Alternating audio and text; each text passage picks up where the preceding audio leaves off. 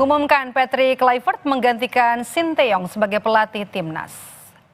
Pengumuman ini diunggah dalam akun resmi Timnas Indonesia yang dikolaborasikan dengan akun PSSI dan akun pribadi Patrick Kluivert.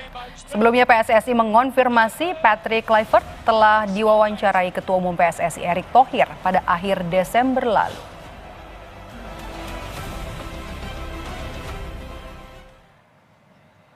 Dalam caption tertulis, "Selamat datang Patrick Kluivert, berjuang bersama Garuda demi Garuda mendunia."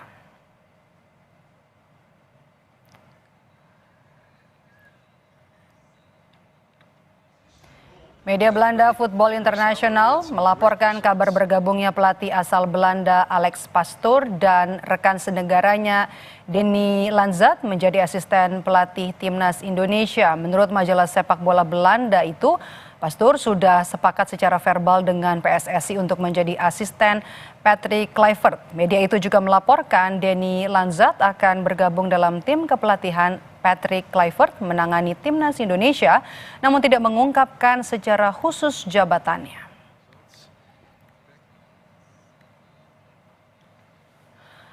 Alex Pastoor menjadi pelatih di beberapa klub. Terakhir dia menangani Almere City FC. Pastoor cukup ahli membawa tim yang diasuhnya meraih promosi ke Eredivisie dari kasta yang lebih rendah. Prestasi mempromosikan tim itu juga 3 kali diraihnya. Excelsior diantar ke Eredivisie pada akhir musim 2009-2010 via jalur play-off. Sparta Rotterdam dibawa ke kasta teratas usai juara pada 2015-2016 dan yang terakhir adalah Almere City FC meraih tiket promosi untuk pertama kalinya sepanjang sejarah klub pada akhir musim 2022-2023. Sementara Denny Lanzat lebih banyak menjadi asisten pelatih. Ia pernah membantu Feyenoord dari 2019 sampai 2020, kemudian dilanjut menjadi asisten pelatih di 2 klub Arab Saudi, yakni di Al Ittihad dan juga Al Tawun, serta sebuah klub Polandia.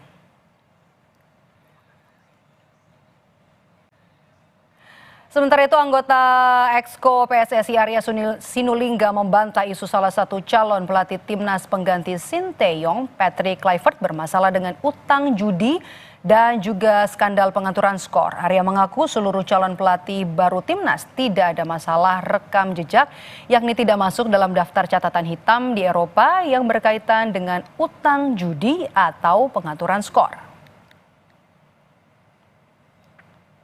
Yang pasti, kalau dia terlibat match fixing ataupun pengaturan skor atau apapun yang berhubungan judi dengan itu, udah pasti orangnya di blacklist di Eropa.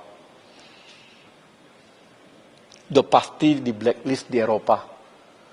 Kalau dia terlibat, jadi kalau ada hoax apapun nama itu, entah siapapun namanya terserah lah ya. Yang pasti, setahu kami, kalau orang terlibat match fixing, terlibat pengaturan skor, terlibat akibat-akibat semua itu karena akhirnya membuat pertandingan apapun semua itu, pasti sudah di blacklist di Eropa. Jadi ini tidak di blacklist di Eropa. Nama-nama yang kami ambil itu, ada berapa nama yang kami, 3 nama itu tidak di blacklist di Eropa.